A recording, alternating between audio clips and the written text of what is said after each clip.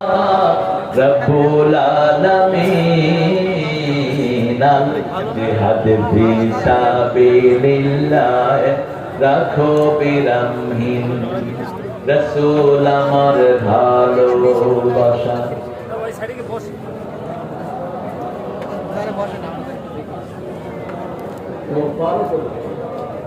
শোনা যাচ্ছে না তো, আরো জোরে বলেন। এত মাছ যায় কই? খাসা মাছ, ভেটকি মাছ কই যায়?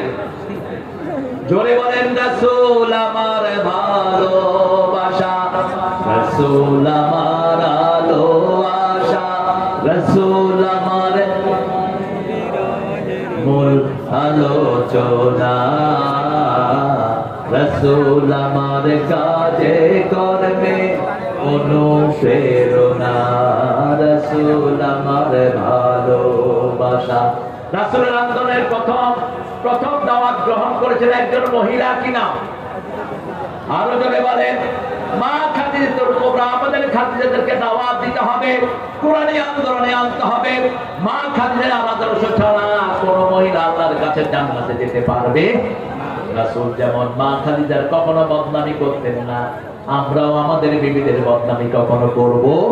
আল্লাহ বলেছেন বিবিরা হলো লেবাস। বিবিরা কি? হুন্না লিবাসুল লাকুম ওয়া আনতুম লিবাসুল লাহুন্না। আবার বললেন আর-রিজালু কাওয়ামুনা আলান নিসা। পুরুষের জন্য পুরুষেরা হবে তাদের জন্য কাওয়াম। লেবাস শব্দটির 5টি অর্থ, কাওয়াম শব্দটির 5টি অর্থ। যেমন লেবাস শরীরের সাথে লেগে থাকে, লেবাস কখনো কারো বদনামি করতে পারে না, লেবাস সব দোষগুলো ঢেকে রাখে, লেবাস মানুষের সৌন্দর্য বৃদ্ধি করে, লেবাস মানুষকে বাঁচায়। ঠিক না ঠিক? একজন স্বামী তার স্ত্রীকে বাঁচাবে, স্ত্রী তার স্বামীকে বাঁচাবে। রাসূল তার স্ত্রীর প্রশংসা করতেন, বলতেন ও আমার সাহাবীরা শুনো, আল্লাহর আরশের নিচে জমিনের উপরে আমার খাদিজার চেয়ে শ্রেষ্ঠ কোন মহিলা নাই। আবার মা খাদিজাতুল কুবরা যখনই রাতে রাসূল সাল্লাল্লাহু আলাইহি ওয়াসাল্লাম ফিরতে দেরি হতো, দরজাটাকে বিছনা বানিয়ে দাঁড়িয়ে থাকতেন। গভীর রজনীতে যখনই এসে রাসূল একবার নক করতেন, মা খাদিজাতুল কুবরা দরজাটা খুলে দিতেন। কখনো খাদিজার নাম ধরে ডাকতেন না, খাদিজাকে বলতেন তাহেরা হিসাবে। রাসূল বলতেন, কেমনে আপনি একবার নক করার সাথে সাথে দরজা খুলে দিলেন? তিনি বললেন, হ্যাঁ, গানের লিস্ট। ঠিক আছে, এগুলো তো অনেক পুরানো গান, তোমরা তো পুরানি সব। সুবহানাল্লাহ জপো মন জপো সুবহানাল্লাহ, জীবন হবে ফুলে ফুলে নূরে উজালা, জপো সুবহানাল্লাহ। কি বলবেন? সুবহানাল্লাহ, আলহামদুলিল্লাহ, আল্লাহু আকবার, লা ইলাহা।